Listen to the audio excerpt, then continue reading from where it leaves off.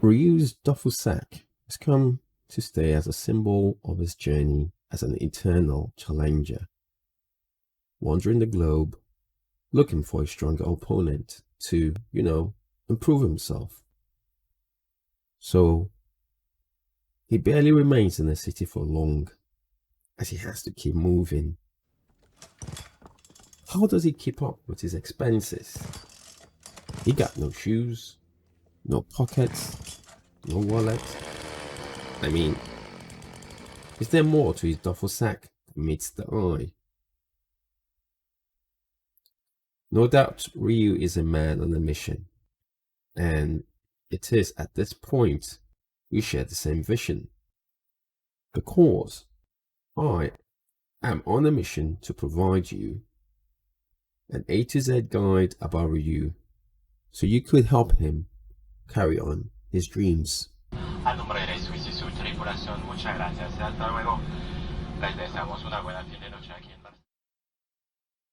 Street Fighter 6 official release date June 2023. It has received huge hype in the FGC, from the colors, the graphics, the roster, and most importantly, for its innovative creativity. For the first time, there's a merge of the classic combat face-off with a single-player experience online. It's going to be available across the major gaming devices, both consoles and PC, thus making it accessible to anyone and everyone. You heard about it from friends and you're pretty excited to pick up the game. But yet, you are new to Street Fighter or fighting games in general. So how and where do you start from?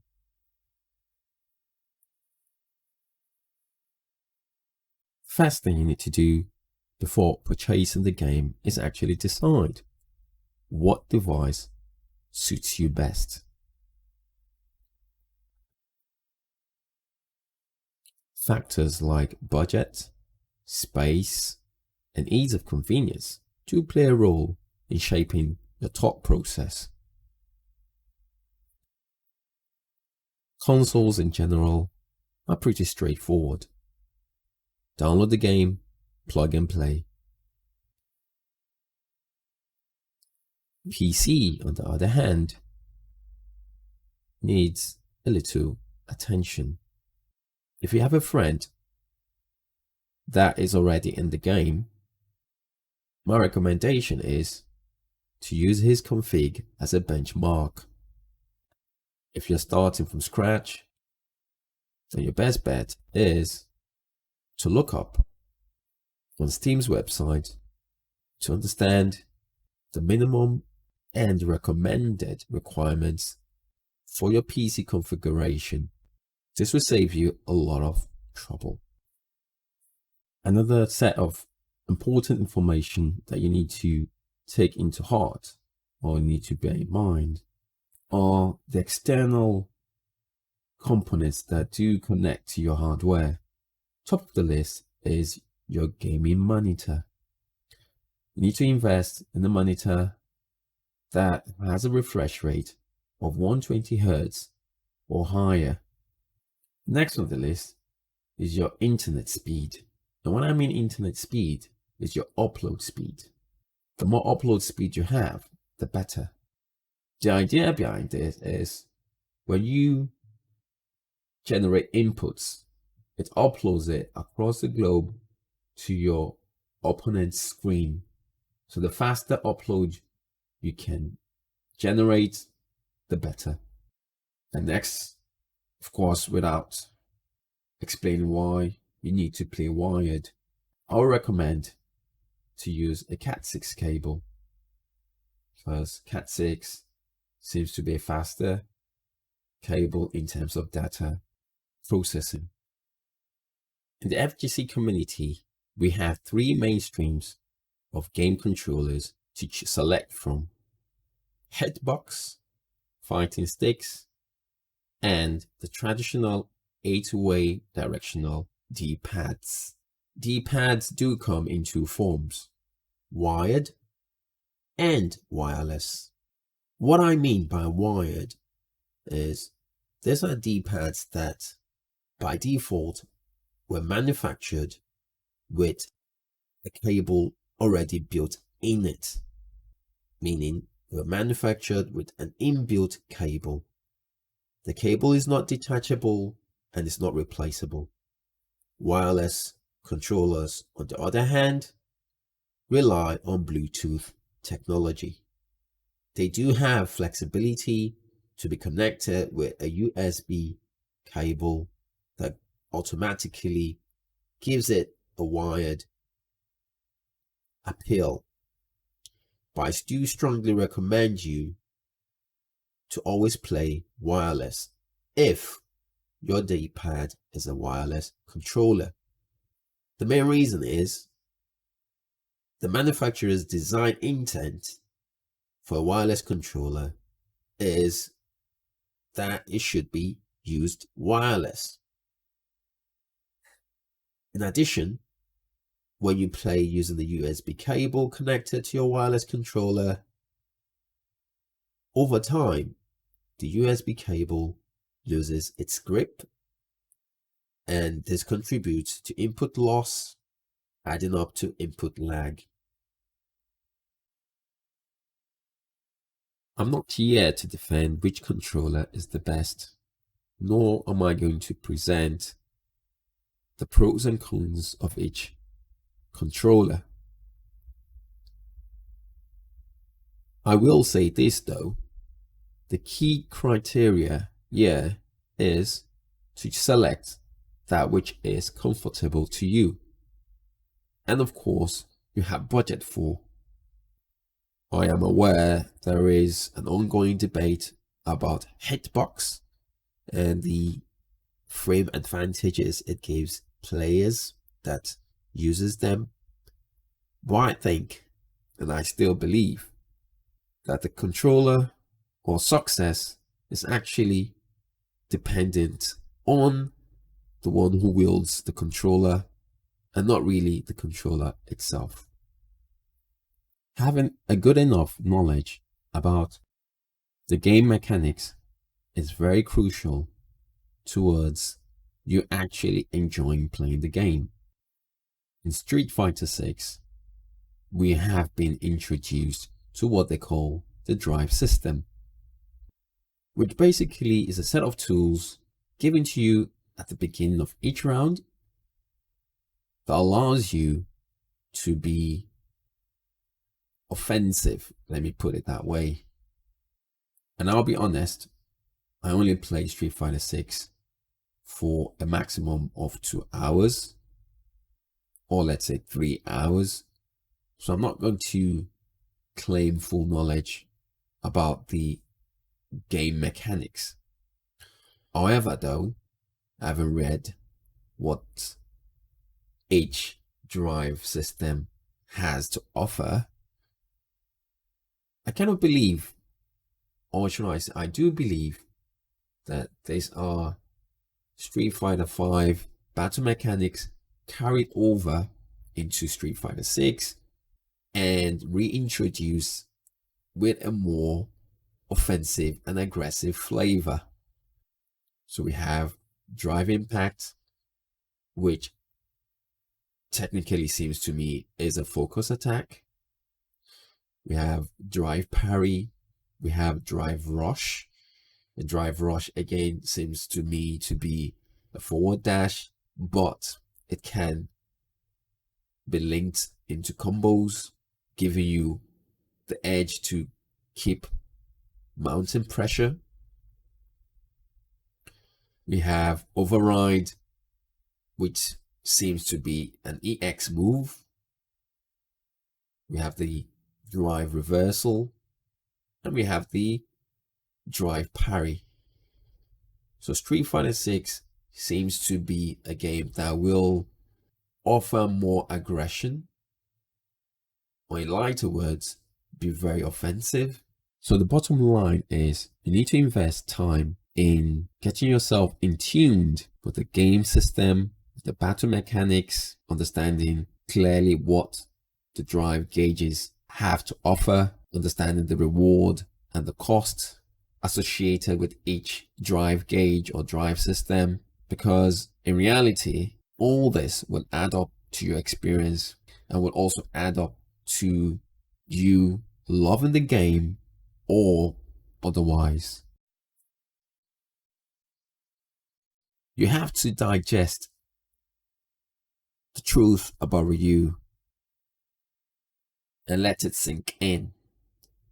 Ryu is a character that has been designed to be honest, sincere, straightforward, no real gimmicks, and he's essentially meant to be patient. The point here is you really need to take in and let it sink in your overview of the character in your hand called Ryu.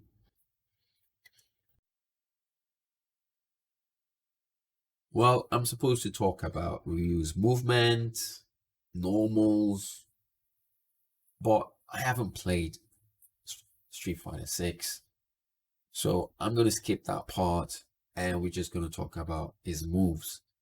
When I talk about his moves, I don't mean Fireball, Hadouken, Shuriken. No, that's not what I mean.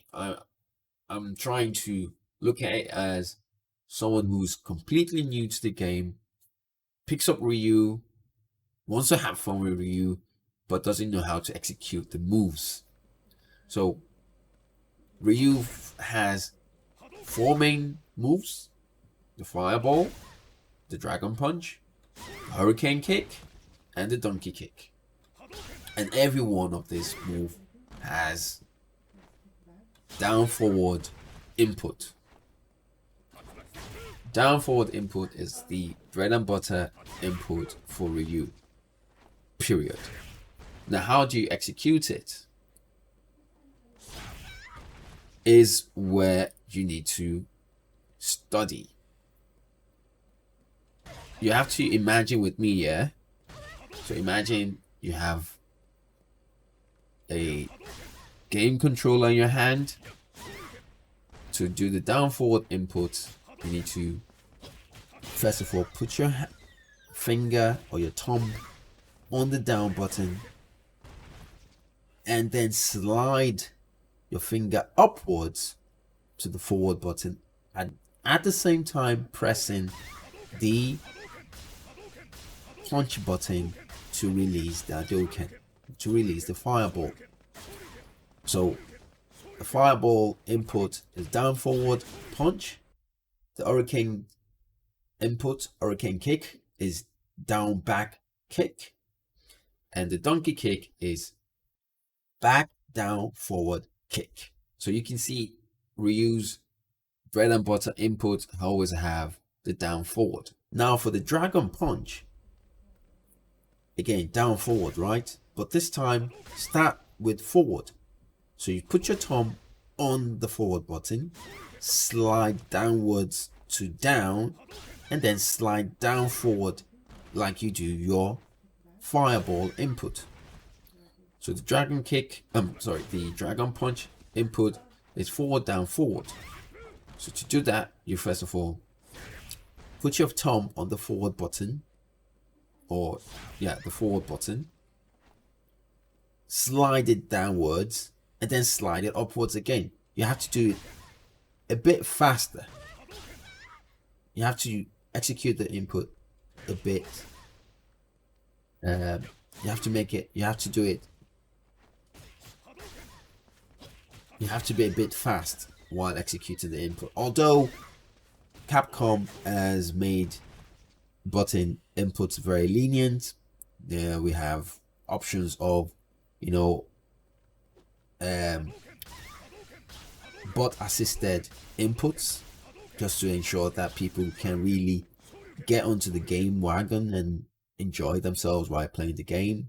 And if you want to go to the traditional way of actually pressing the inputs, then this is what you need to do. So you have a couple of options wherein one button gives you the moves, which is pretty easy, very straightforward, but it might not be something you can sustain as you get deeper in the game to just have a one button solution. You know, it's going to be, I believe there will be a cost to having one button to do a move, because it means one button less to do other things in my view. So maybe along the way you might need to start practicing how to execute this basic moves of Ryu.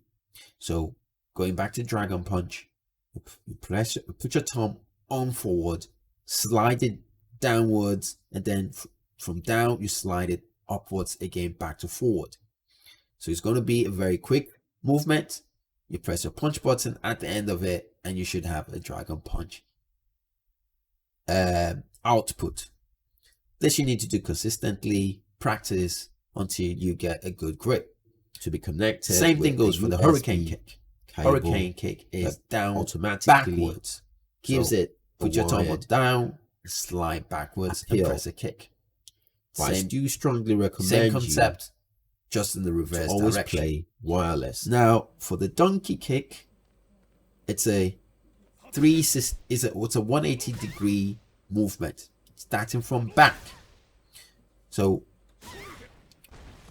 you're gonna put your finger on back first and then slide it all the way to forward in an anti-clockwise direction. So you're going to make sure that you start with back, your thumb goes through down, and then ends at forward.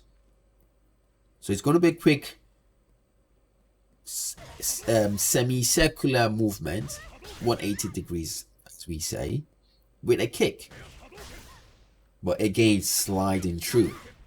So this is the way to get around quicker if you're using an 8-directional D-pad controller, to get quicker, to get the reuse moves out quicker. So this is what I wanted to cover when it comes to reuse moves. Now imagine you're enjoying the game, you're improving, you're ranking up, you started from scratch, from 0, then you come to a level wherein things begin to get a little bit feisty. I mean, things begin to get a little bit ugly. Now, this is where you need to level up. And leveling up the very first, because in the beginning, you can get away with so many things because you'll be probably playing with people that are not experienced like you, and everyone is trying to find their relative position in the game, and there will be a lot of room for improvement. Now, frame data is where you need to again study. Fighting games have a thrill. They are like they have that reward of, you know, of achievement, if you like, along the way. So one thing that you would need to put in your bag of knowledge is frame data. You might start looking at them from the beginning. It might seem a little bit complicated, but Street Fighter 6 seems to have helped in a large extent understand what frame data is by, you know, giving you this color coding representation. So frame data basically, in summary, is just to let you know that it is your turn to attack or it's your turn to time out. That's the bottom line definition. So frame data is just the way the game lets you know that at this moment you can attack, you can take your turn, or at this moment you just have to time out. So frame data is a knowledge that you need to bag as you rank up. or as you get more and more involved with the game. I'm not going to go into the frame data specifics because it's a wide library. It's basically talking about every character, but frame data is something that you need to be aware of. You need to know that it's a requirement of the game. You need to be to get exposed to the library of frame data, have a general understanding of frame data, and as you rank up and as you move on playing the game, you actually get to a level of understanding what frame data is, and you really you would be able to make the right decisions when the time calls for it, because you've taken time to process what frame data really means. And frame data also relates to block strings. Block strings, again, is going back to my initial definition. It's just to let you know that, look, once you start this set of movements or this set of moves, your opponent should not press a button or cannot press a button. If they did, they will be punished for it. So this is a kind of discussion that will happen at a later stage, maybe, but I'm pretty sure by the time you get to this level, you should be able to propel yourself in a way that you actually get the best out of the knowledge of frame data and block strings and so forth, so on and so forth. It is impossible to enjoy fighting games without learning combos. Fortunately, reuse combos are very straightforward and quite easy to execute. Start with his bread and butter combo, crouch and jump kick into Hadouken, and gradually work your way up.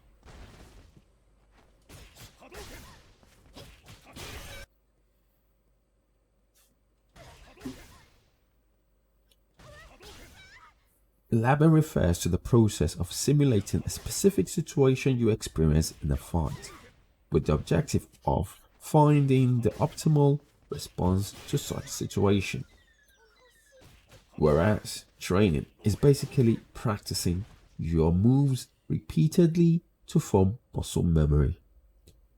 In this way, the move is always available at your beck and call. My advice is to keep training. Get yourself accustomed to the buttons.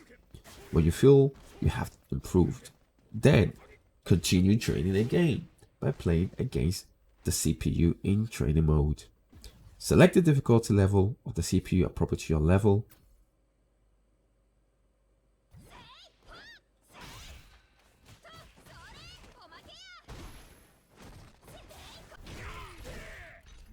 Now it is time to put all of these notes into action, enjoy the game, and have fun by facing off opponents online. As you journey onwards, you will come across the phrase match up knowledge. It basically means the acquired knowledge on the level of vulnerability of your opponents and exploiting that to your advantage. Matchup knowledge, or MU in short, is something that you will gather with experience from game to game. Online warriors will, in my opinion, always remain the same. So expect to meet these three broad categories of warriors online.